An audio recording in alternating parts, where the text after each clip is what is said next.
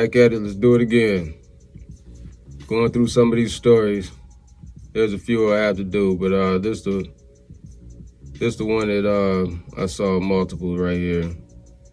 It's about a guy named Robert Brooks, a man named Robert Brooks, that was beaten to death by correction officers on a accidentally recorded body cam.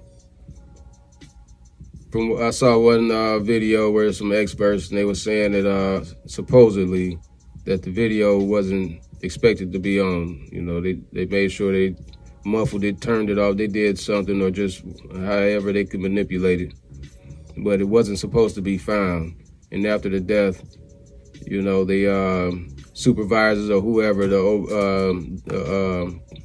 what do they call it? Internal Affairs of Corrections, go through, and when they audit it and go look through, see what they find was some accidental video. Thank goodness this one existed, because there's no telling how many incidents like this happen. But there's a quick little video to it, and it's a little article after. Let's check out the video real quick. Disturbing body cam footage released on Friday shows correctional officers fatally beating inmate Robert Brooks at Marcy Correctional Facility in New York. Brooks died the next day on December 10th. In the footage, the officers shove something in Brooks' mouth, punch, and kick him. This is an excerpt from footage showing multiple beatings inflicted on Brooks that resulted in his death. He was handcuffed with his hands behind his back during the incident. New York Governor Kathy Hochul released a statement saying that she was, quote, outraged and horrified after seeing footage of the senseless killing of Robert Brooks, and ordered a full investigation into his death. There's a part in this that it's senseless. You know what I'm saying? They just went there and just wanted to get down. There's no telling how many times they might do that a day. But we saw this day. What experts see in a shocking and disturbing video of New York man's fatal beating in prison. It reads, body camera footage documenting the fatal beating of Robert Brooks at the hands of New York State correctional officers has triggered an outpouring of rage and condemnation and analysis from experts who said that the video shows a misuse of force by officers, to say the least, huh? Brooks, a man incarcerated at the Marcy Correctional Facility in central New York, was pronounced dead in the early hours of December 10th at the Utica Hospital. Earlier that day, he had been transferred from Mohawk Correctional Facility to Marcy and beaten by correctional officers in the medical examination room while handcuffed with his hands behind his back. Body camera footage shows officers repeatedly punching and kicking Brooks in his face, chest, and groin until he stopped moving. That's an old one. The attack on the black man's groin. What is that? It's been documented for centuries, this practice. It just went on 2 weeks ago. The New York Attorney General Office of Special Investigations has opened an investigation into Brooks' death. Attorney General Letitia James pledged Friday to use every possible tool available to us to investigate his death thoroughly and swiftly, and described the footage of the beating as disturbing and shocking. I said it backwards, shocking and disturbing. At least one of the officers involved, Anthony Farina. What's Fat Joe's real name? Cartagena or some shit. Wonder if they related. It sounds familiar. It said he's resigned following the incident, according to the Department of Corrections and the Community Supervision. He, along with two other officers allegedly involved in the beating, were previously accused of an assault, according to the court documents obtained by CNN. It's difficult to draw a conclusion into the situation because the video footage does not capture any audio or shows what led up to the violence immediately preceding Brooks' death. But in the opinion of several experts who reviewed the video, the footage showcased an excessive use of force by officers, as well as a failure by other officers to intervene. They said, well, we see everything, but maybe we should hear something. He might have said something that you know, he shouldn't have said, I guess. What reason for that to even be in the story? Well, his whole criminal record, his school record, if his dog chased the mailman, it's all about to come out. Whatever he did, hopefully, whatever, I was gonna say it wasn't too terrible, but whatever the hell he did, if he wasn't sentenced to be beaten to death by some overweight punk ass, couldn't make it as cops, turnkeys, that wasn't his sentence. I can't believe the excessive force these correction officers used. Michael Alcazar, a retired New York detective and adjunct professor at John Jay College of Criminal Justice, told CNN on Friday. Here's what more the experts had to say about the shit. It says inhumane, unnecessary use of force. Well, there's quite a few incidents that's been televised that fit all of this same criteria. The excessive use, all of this that we see, but you know, Neely get done the way he did. So many people can justify it, can see why. Well, maybe this is this. They pick and choose which ones. This was terrible, just like the last one was terrible. The next one gonna be terrible. The one before that one was terrible. They're all terrible. And we know why they keep happening, don't we?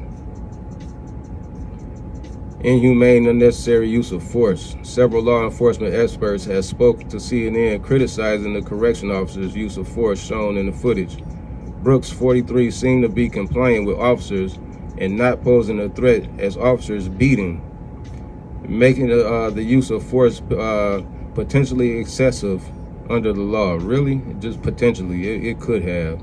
According to Bryce Peterson, an adjunct professor at John Jay College of Criminal Justice and a senior research scientist at the Center of Justice Research and Innovations, just because someone is handcuffed does not mean that they cannot be subjected to force, Peterson told CNN on Friday. However, and this is a big however, if someone is no longer a direct threat to the officers as a complying and is complying with instructions, it would certainly be excessive to strike them, choke them, etc.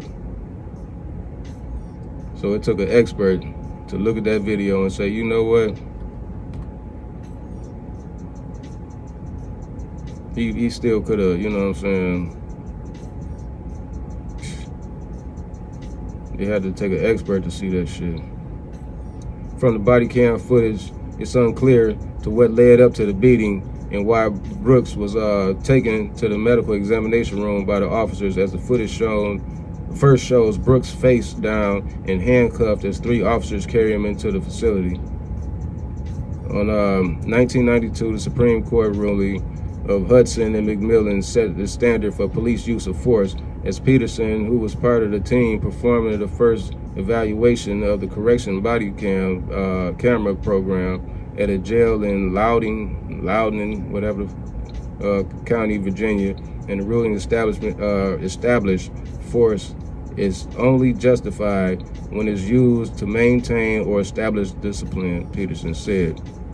Peterson said potential excessive use of force is particularly evident when officers are cleaning blood off of Mr. Brooks' face and then begin to strike him and continue to strike and grab him for the next 30 seconds. Prosecutors could consider a range of charges, said Peterson, similar to the range of state and federal murder charges against the 4 officers in 2020 killing of George Floyd in Minneapolis, which included the charge of murder against the lead officer, as well as abetting manslaughter, failing to stop unreasonable force, and the deprivation of civil rights from other officers at the scene. Yeah, they tried to fight that too. Still got to. Well, he OD'd. He was just holding him down with his kneecap in his neck, trying to hit his karate. Yeah, well, Alcazar, the retired detective, New York detective, told CNN that the footage is horrible to watch, and the use of force was inhumane and unnecessary, he said. And he added there appeared to be several sergeants in the room who failed to step in and stop the correction officers from beating Brooks. They should have stepped in and stopped it immediately, Alcazar said. Officers who did not actively participate in the beating but failed to intervene could also be held legally accountable, he explained. Alcazar noted that the video that the officers appeared pretty comfortable doing this, especially with the supervisor there. Of course, of course, of course. This is nothing to them. This is a Monday, Tuesday. It's a regular day, especially when they all get together. In that video, they showed a couple different angles. I guess Fat Boy then got tired and walked off to his other side. Like he was talking to the guy looked like maybe he was a ambulance driver or something. Well, while he's talking to him, he got a smirk on his face like, man, you know, he's saying, you guys are really doing it, whatever. But as he walking by, you could kind of pan the room, and it's quite a few people there, and some of them come in and get in a couple of shots and shit, couple of stomps, a kick. You know what I'm saying?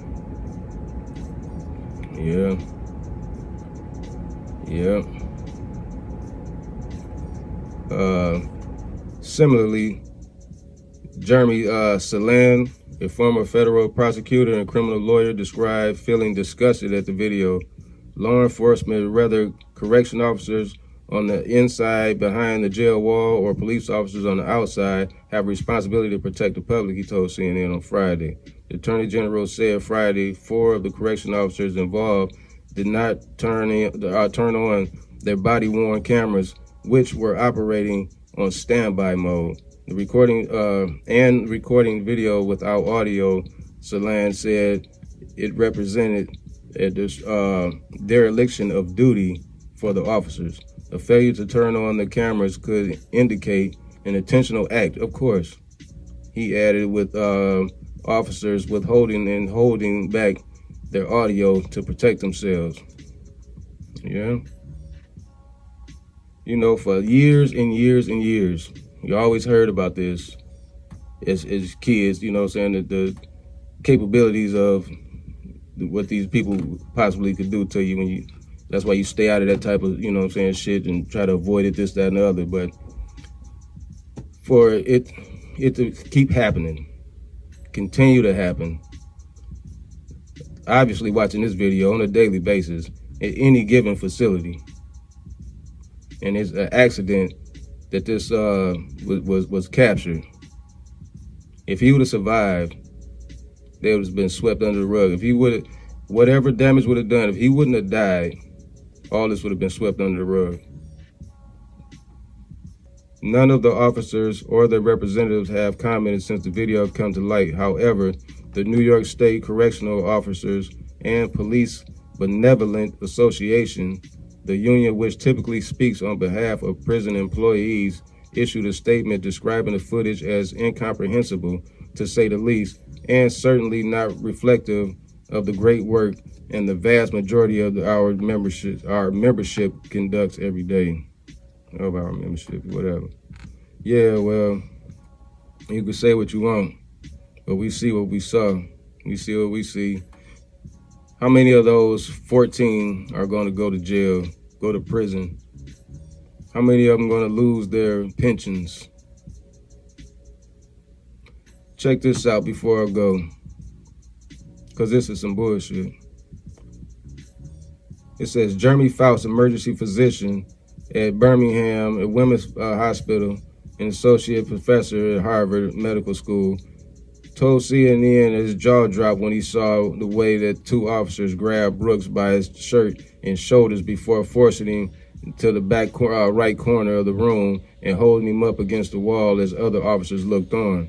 It looked like just enough force in the right direction to do real damage, the physician said. He noted although Brooks was previously alert and responding as officers struck him, he does not seem to move or react to stimuli after officers pick him up, looking slumped to the ground.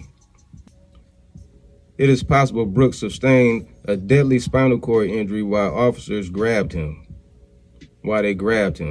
So they grabbed him, and while they grabbed him, that's when his spine just fell apart like Lego. You know, it wasn't none of that ass whooping he just took, the ass beating, the groin stomping, them holding him up while other little fat bastards teed off and just had a day of it, just had a time. It wasn't none of that. It was when the officers grabbed him. They probably broke his motherfucking neck. Dirty bitches, man. They trying to make it out for most of these motherfuckers right now. They trying to find a loophole in the wording in the story already. It said it is possible that Brooks sustained. Oh, I swear that part. It said hyperextending his neck, according to Faust. This could have caused immediate or almost immediate paralysis of his body, including the respiratory muscles. If he said, as officials, cause of death has not been determined, but the medical examiner's preliminary findings show concern of asphyxiation due to neck compressions, according to CNN affiliate Spectrum News. They trying to find an out for him already.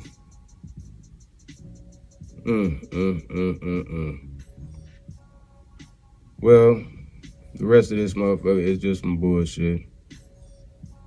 They talking about, I'm very worried that he sustained a spinal cord injury in that video, Faust said. You worried about his spine? Let me finish this, fuck it.